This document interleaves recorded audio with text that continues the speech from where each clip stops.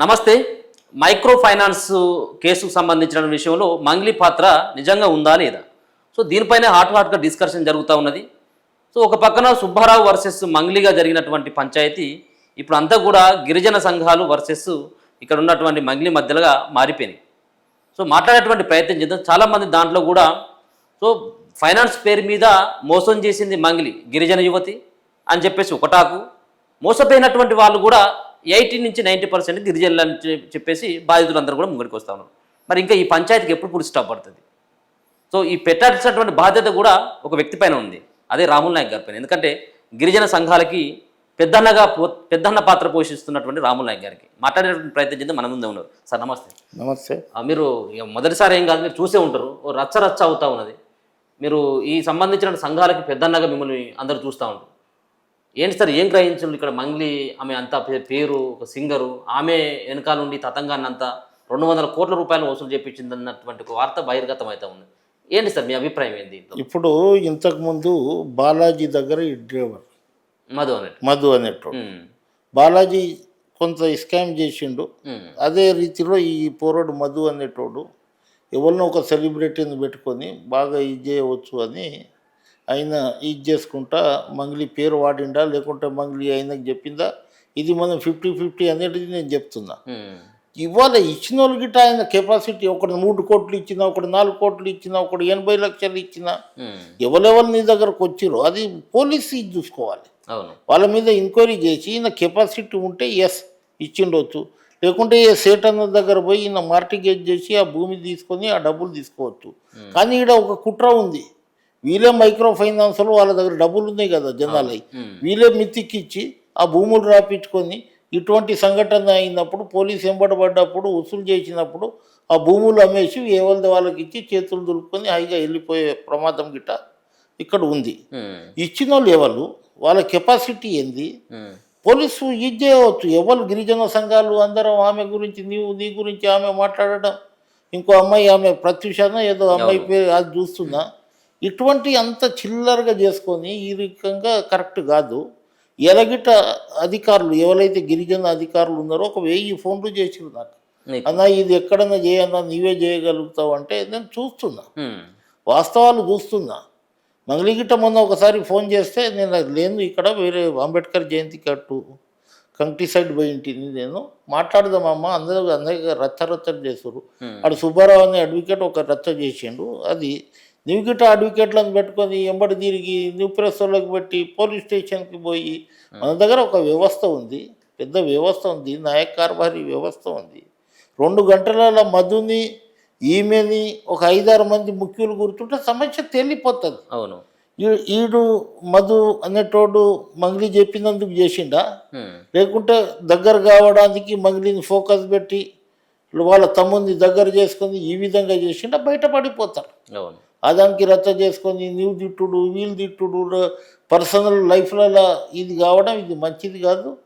ఎవరన్నా ఉండని, యూనివర్సిటీ విద్యార్థులు ఉండని, లేకుంటే ఇవాళ కుల సంఘాలు ఉండని, మీరు మంగ్లీ గురించి ఒకరు మంగ్లీకి సపోర్ట్గా ఇంకొకరు మంగ్లీకి వ్యతిరేకంగా వాస్తవాలు తెలుసుకోండి. వాస్తవాలు తెలుసుకున్న తర్వాత మీ దగ్గరకు వచ్చింది అనుకోండి, మీరు అదాన్ని పెట్టి మన అటువంటి వాళ్ళని పిలిచి అన్న ఇట్లా ఉంది ఏం చేద్దామంటే దానికి ఒక సొల్యూషన్ వస్తుంది. కానీ ఈ ప్రెస్ వాళ్ళకి గిట్ట అంటున్నా, ప్రతిసారి మంగ్లీని రచ్చ చేసి ఈ విధంగా చేయకండి. కొంత ప్రెస్లో మాట్లాడడానికి చాలా ఇది అయితే ఉన్నారు కొంతమంది, అట్లా ప్రెస్ బంద్ అయితే ఎవరిది వాళ్ళు సరిగ్గా ఇది ఉంటారు, మీరు పోయి ఆ గొట్టం పెట్టంగానే స్టార్ట్ చేస్తారు. ఈ విధంగా కాకుండా నేను మంగ్లీ గిట్ట అంటున్నా, ఇప్పటికి గిట్ట నీవు డబ్బులు కనుక వసూలు చేస్తే నాతోటి తప్పు అయిందన్నా ఈ విధంగా ఉంది నన్ను కాపాడు అంటే ఓకే.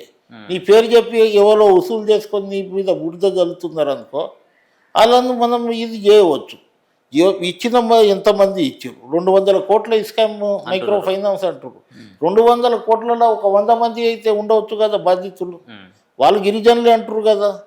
ఆ గిరిజనుది కెపాసిటీ ఏంది, వాళ్ళ ఇంట్లో వాళ్ళు ఏం చేస్తారు, గవర్నమెంట్ ఎంప్లాయీ ఒక ఇంట్లో 3-4 టీచర్స్ ఉంటే అటువంటి వాళ్ళు ఇచ్చినా ఒప్పుకుంటాం అనుకో. వ్యవసాయం చేసినప్పుడు 30 లక్షలు ఇచ్చినా 40 లక్షలు ఇచ్చినా, యూరియా ఇప్పుడు మే నెలలో పోతే సేట్ల దగ్గర యూరియా ఉద్దరు తీసుకొని విత్తనాలు ఉద్దరు తీసుకొని పంటలు పండిన తర్వాత ఇస్తారు. అటువంటి పరిస్థితిలో ఆ దేవరకొండ ఏరియాలలో వర్షపాతంతో పండే పంటలు ఆ దాంట్లో ఇన్ని కోట్లు కోట్లు లక్షలు లక్షలు ఇచ్చిరంటే అది మంగళి మీద బూడిద చల్లడానికా లేకుంటే ఏమైనా కుట్ర జరుగుతుందా అనేది ఇప్పటికిట్ట మంగళి వచ్చి ఆమె కరెక్ట్గా పోలీసు వాళ్ళు క్లీన్ చిట్టి ఇచ్చిర్రు నాకు అంటుంది. ప్రెస్లో చెప్పాలి కదా పోలీస్. మళ్ళీ పోలీసు పాత్ర గిట్ట ఇందులో ఇది ఉంది. గవర్నమెంట్ ఎందుకు పట్టించుకుంటలేదు అని అంటున్నారు. గవర్నమెంట్ ఎందుకు పట్టించుకుంటుంది?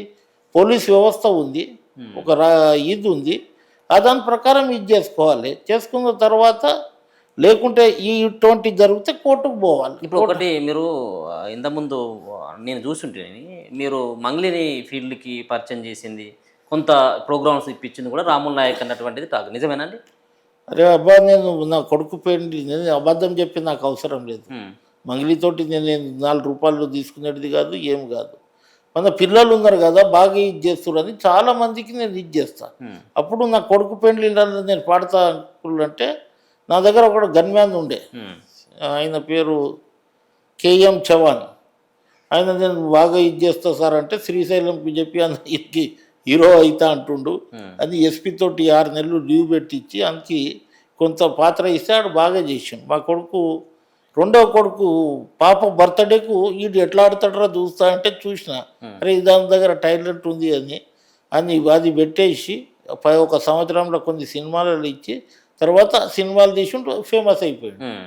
ఈమె గిట్ట మంచి కళాకారు, మంచిగా పాడుతుంది అనే ఉద్దేశంతో ఆ రోజు కొంగర్ కలాన్ దగ్గర కేసీఆర్కి చెప్పి అన్న మంచి పాటలు పాడుతుంది, ట్రైబల్లలో ఇది ఉంటుంది, జర మంగళి పాటలు పాడితే ట్రైబల్ గిట్ట ఇది చేస్తారని అవకాశం ఇప్పించి ఈమెకు తెలియదు ఎందుకంటే నేను ఏం చేస్తా అనేది.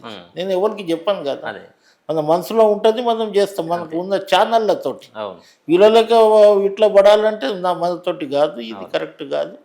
నేను ఆ తల్లికి గిట్ట అంటున్నా, వాళ్ళ తమ్మునికి గిట్ట అంటున్నా, వాళ్ళ తమ్మునితోటి గిట్ట సగం పంచాయతీ వెళ్ళిపోతుంది. అరే ఏం చేసినవరా చెప్పు కరెక్ట్ అంటే ఎవడన్నా చెప్తాను. ఈ విధంగా అంత ఉంది కానీ ఇప్పటికీ గిట్ట ఏం కాలే. ఇప్పుడు ఆమెను మీరు రాముల్ నాయక్ గారు ఏమన్నా వెనకేసుకొస్తా ఉన్నారు? ఎందుకంటే అప్పుడు ఫ్యూచర్ చూపెట్టిందే మీరు ఆ బాటలో. నేను వెనక వేసి వస్తే ఇంత రథ కాదు. నేను సంపత్ని పిలుస్తా, అశోక్ని పిలుస్తా, అందరిని పిలుస్తా, మోతిలాల్ని పిలుస్తా. వాళ్ళు కొత్తలో ఏం కాదు కదా, మన పిల్లలే అందరూ. ఏమైందిరా ఇట్లా వచ్చి కూర్చొని మాట్లాడదామంటే వాళ్ళు గిట్ట వస్తారు కదా, వాళ్ళు గిట్ట వస్తారు, వాళ్ళది వాదన వాళ్ళు వింటారు. కన్సర్న్ అయితే ఏం లేదు, ఏం లేదు, ఎవరి మీద ఇది లేదు. ఇప్పుడు నష్టపోయింది ఎవరన్నా ఉండదండి, గిరిజనులే కాదు ఎవరన్నా ఉండదు, ఎస్సీ కానీ ఎస్టీ కానీ బీసీ. ఒక్కొక్క రూపాయి కూడగొట్టుకొని పిల్లలను చదవలేక ఆ ప్రాంతం ఏమో అంత డెవలప్మెంట్ ప్రాంతం కాదు. వాడు ఎవరు ఇంతకుముందు నేను చెప్పిన చూడు, ఒక మిర్యాలగూడలో స్కామ్ చేసినోడు బాలాజీ ఆడ మిర్యాలగూడ అంటే కొంత వ్యవసాయం బాగుంది, 2 పంటలు పండుతాయి, అక్కడ కొంత ఇది అవుతుంది. కానీ దేవరకొండ ప్రాంతంలో అంత ఇది లేకుండా ఇప్పుడు కొంత నకలగండి అది ప్రాజెక్ట్ వచ్చిన తర్వాత కొంత బాగుపడుతున్నారు. కానీ వీళ్ళ గిట్ట ఉండాలి కదా, 2 రూపాయలు 20 రూపాయలు ఇస్తారంటే వీళ్ళు తప్పు చేయలేదా? అంతే కదా. 20 రూపాయలు ఎవరు ఇస్తారండి? 2-3 నెలలు ఇస్తారు, సంవత్సరం ఇస్తే మా గొప్ప. అవును, 4-5 నెలలు ఇస్తారు, చేతుల్లో పెట్టుకుంటారు. సో ఇంత ఇష్యూ అవుతుంటే మీరు రాముల్ నాయక్ గారి నెట్వర్క్ కూడా వేరే మీ కింద ఉన్నటువంటి టీం కూడా పనిచేస్తూ ఉంటుంది. ఇటు దేవరకొండ కానీ మిర్యాలగూడ కానీ ఇటు ఏదైతే బాధితులు ఎక్కువ ఉన్నటువంటి చోటుకు మీ టీమును పంపించినట్టయితే ఉంటే మంగ్లీ పేరు ఎవరు కూడా చెప్పట్లేదా? ఎందుకంటే ఈజీగా నేను పోతాను, ఇంకెవరో తెలియనటువంటి ఫేసులు పోతే అన్ని కోట్ల రూపాయలు ఇవ్వరు. అట్లాంటి ఒక సెలబ్రిటీని ముంగడబెట్టి తెలిసినటువంటి అమ్మాయినో అబ్బాయినో ముంగడబెడితేనే ఇది అంతా కూడా తతంగం అంతా నడుస్తూ ఉంటుంది. సో ఈ ఎంటర్ ఎపిసోడ్లో దాదాపు ఒక 20 రోజులు అవుతూ ఉంది ఇది అంతా. కాబట్టి మీరు ఏమైనా మనుషులను పంపి మీరు తేల్చినటువంటి అంశం ఏంటి? నిజంగా ఇంతవరకు నేను పోలేదు, తేల్చలేదు. ఎవరు కూడా బాధితులు నిజంగా మంగిలి ఉంది అని చెప్పి ఇది జటిలమైన సమస్య అవుతుంది. ఈ పిల్లలు కొట్టుకునే పరిస్థితి ఉంది, సంఘాలు కొట్టుకునే పరిస్థితులు ఉంది. ఏమన్నా ఆవేశంలో కొట్టుకొని ఎవరైనా ప్రాణాలు పోయే అవకాశాలు ఉన్నాయి. నేను రేపు అక్కడ ఒక టీంని పంపించి ఫ్యాక్ట్ ఫైండింగ్ కమిటీ పంపించి ఎవరు ఇచ్చారు ఆడ పోలీస్ స్టేషన్లో ఉంటుంది కదా, వాళ్ళతోటి మాట్లాడి ఎక్కడ వాళ్ళు ఏముంది అనేది చెప్పి కొంత ఇది చేయవచ్చు. ఆయన వాళ్ళ తమ్ముడు ఉన్నాడు అనుకో, అని పట్టుకొచ్చి మాట్లాడవచ్చు. ఏం చేసినవరా నువ్వు కరెక్ట్గా చెప్పు, అక్క పేరు ఎందుకు ఇది అవుతుంది, మళ్ళీ తీసుకుంటే ఇచ్చేయండి అంటాం. తీసుకుంటే ఇచ్చేయండి, ఇప్పుడు గిట్ట ఏం కాలేదు. పాపం ఆమె మంచి ఫ్యూచర్ని వీళ్ళు పోయి ఆమె మీద కంప్లైంట్ ఇవ్వడం, అది చేయడం, ఇది చేయడం కొంత బాధాకరమైన విషయం ఉంది. మళ్ళా అది చూస్తే ఒకరికి విమర్శలు బాగా ఇది చేసుకుంటున్నారు. ఇది కరెక్ట్ కాదు. మన దగ్గర ఒక వ్యవస్థ ఉంది, కూర్చోబెట్టి మాట్లాడే ఇది ఉంది. కోట్లు గిట్ట చేయని పంచాయతీలు తాండలలో అయిపోతుంది. మంగళికి తెలుసు, అటు బాధ్యతలకు తెలుసు. రాములు నాయక్ దగ్గర ఎవరైనా వస్తే ఏడుచుకొని వస్తారు, ఇక్కడ నవ్వుకుంటా పోతారు. ఓకే, ఏదో ఒక విధంగా అన్న చేస్తాడు, ఏదో సాయం చేస్తాడు అనే విధంగా అందరికీ తెలుసు. ఇంత ఇష్యూ అవుతుంటే ఒక్కసారైనా అంకుల్ నన్ను కాపాడమని, ఒకవేళ తప్పు చేస్తే కాపాడమని, లేకపోతే నా ప్రమేయం ఏమీ లేదు కానీ నన్ను అనవసరంగా బదనం చేస్తాను. ఆమె నిజాయితీగా ఉంటే రావాలి కదా. అంటే ఇక్కడ ఎవరు ఆపుతారు? అంటే రాలేదంటే ఇప్పుడు నిజాయితీ లేదు, ఎవరు ఆపుతారు అని. ఇప్పుడు వాళ్ళ తింటే వాళ్ళది బాగా అనిపిస్తుంది, వీళ్ళది ఈమె తింటే ఈమెది బాగా అనిపిస్తుంది. ఇద్దరు ఆమ్నే సామ్నే కూర్చొని మాట్లాడితే తేలిపోతుంది. బాధితులు మిమ్మల్ని కన్సల్ట్ అయిందా? ఎవరు నాకు కన్సల్ట్ కాలేదు. బాధితులు కూడా కాలేదు. సో ఈమె కూడా అసలు ఏం ఫోన్ లేదు వాళ్ళ, అంటే వాళ్ళ ఆమె కాకపోయినప్పుడు కూడా ఆమె ఫ్యామిలీ లేదు. ఆమె ఒకసారి ఫోన్ చేసింది, అంకుల్ నేను వచ్చి కలుస్తా అంటే నా ఆరోగ్యం బాగలేదు, నిన్ననే ఒక ఇంజెక్షన్ ఇచ్చారు నాకు, వారం రోజులు రెస్ట్ ఉండాలన్నారు, ఎవరితోటి ఎక్కువ మాట్లాడకుండా డాక్టరు, ఆరోగ్యం బాగైన తర్వాత వచ్చి గలుమన్నా అదే ఫోన్. మళ్ళీ తర్వాత ఆమె చేయలేదు, నేను మాట్లాడాను. ఇప్పుడు ఎంట్రీ అవుతారా మరి ఈ విషయంలో? రాములు నాయక్ ఎంట్రీ అయ్యి దీనికి ఏమైనా పులి స్టాప్ పెట్టేటువంటి అవకాశం ఉందా? పులి స్టాప్ ఎట్లన్నా పెట్టాలి, కానీ పులి స్టాప్ పెట్టాలంటే ఆమె నా దగ్గరకు వచ్చి నేను వాళ్ళందరినీ పిలుస్తాను. ఏం కొత్తలు కాదు, అందరం ఒకటే జాగ్రత్త. ఇక్కడ వచ్చినో లే పిల్లలు, మోతిలాల్ని కానీ, తర్వాత మన సంపత్ని కానీ, అశోక్ని కానీ, ఏమైందిరా మీ దగ్గర ఏముంది, ఏం ప్రూఫ్ ఉంది, మీరు అంతా ఇచ్చేస్తారు టీవీలో అలా అంటే వాళ్ళ దగ్గర గిట్ట ప్రూఫ్ ఉండవచ్చు కదా, లేకుంటే అంతా ఎందుకు ఇచ్చేస్తారు వాళ్ళు. ఇప్పుడు అక్కడికి వాళ్ళ ఊరికి వెళ్ళి ఫోటోలు దిగినాయి, వీళ్ళు ఎవరైతే వసూలు చేస్తా ఉన్నారో వాళ్ళతో క్లోజ్గా మూవ్ అయిపోయి పైసలు కూడా ఆమెకు సంబంధించిన ఫ్లాట్లో పంచుకున్నారు, అదంతా వీడియోలు బయట కనబడతా ఉన్నాయి. అది కనబడుతుంది. ఆమెకు అడిగింది నేను, నువ్వు 80 కిలోమీటర్ ఎట్లా పోయినావు అమ్మ?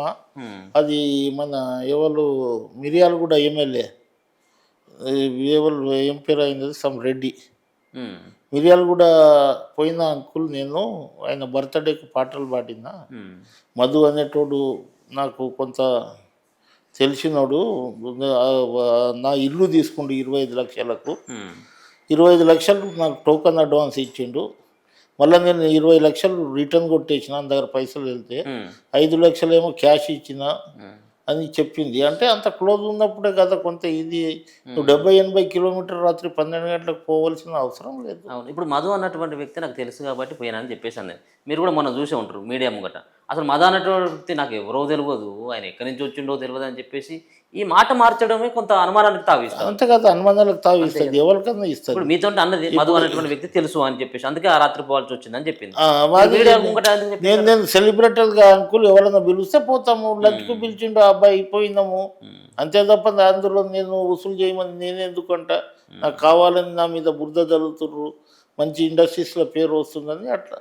ఓకే, పులి స్టాప్ అయితే ఈ మధ్యలో పెడతారు మీరు, వాళ్ళు పిలిపించేటువంటి ప్రయత్నం చేస్తున్నారు? చేస్తా, అందరినీ పిలుస్తాం, మాట్లాడతా, క్లోజ్ చేస్తాం. Right sir, thank you so much. So మొత్తానికైతే మాత్రం గిరిజనుల మధ్యలో పంచాయతీలు ఇప్పుడు అంతా కూడా, అన్నదమ్ముల మధ్యలో పంచాయతీలు, మొత్తం అంతా కూడా ఆ సంబంధించినటువంటి సంఘాలు ఉన్నటువంటి నాయకుల మధ్యలో పంచాయతీలు, ఇప్పుడే ఎదుగుతున్నటువంటి మంగ్లీ వర్సెస్ ఇక్కడ గిరిజనులుగా మారిపోయినారు. ఈ పంచాయతీ అంతా కూడా పులి స్టాప్ పెట్టాలంటే వాళ్ళకు ఒక సంప్రదాయం, అంటే గిరిజనులు వాళ్ళంతా కూడా తాండాలో కూర్చొని మాట్లాడుకున్నట్టు ఎదుంటే ఈ మద అన్నటువంటి వ్యక్తిని ఇక్కడ మంగ్లీని ఎదురుగా కూర్చొని పెట్టి అడిగితే ఖచ్చితంగా వాస్తవాలు అనేటివి కూడా బయటపడతాయి. కాబట్టి ఇప్పటి వరకు మంగ్లీ నా దగ్గరికి రాలేదు, ఒకసారి ఏదో ఫోన్లో సంప్రదించింది, బాధితులు కూడా నా దగ్గర రాలేదు అంటున్నారు.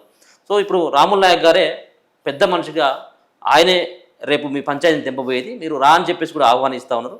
మంగ్లీ కూడా ఇప్పటి వరకు రాకపోవడానికి కూడా ఆయన తప్పు కూడా పడుతూ ఉన్నాడు. ఒకవేళ ఏం తప్పు చేయనట్టయితే రావచ్చు కదా, మాట్లాడవచ్చు కదా అని చెప్పేసి కూడా చిన్న మాట కూడా ఆయన మాట్లాడుతూ ఉన్నారు. కాబట్టి ఈ సంబంధించినటువంటి దాంట్లో ఈ రేపిసోడ్లో అందరం కూడా బాధితుల పక్షాన కూడా మాట్లాడాల్సినటువంటి అవసరం ఉన్నది. ఒకవేళ నిందితురాలుగా మంగ్లీని తెలిసినా మంగ్లీని కూడా వదిలిపెట్టేటువంటి ప్రసక్తి లేదు, ఆమెను కూడా పైసలు ఆమె దగ్గర నుంచి కూడా వసూలు చేయించేటువంటి బాధ్యత కూడా నేను తీసుకుంటానన్నటువంటి అంశాన్ని రాములు నాయక్ గారు అయితే తెలియజేస్తున్నాను.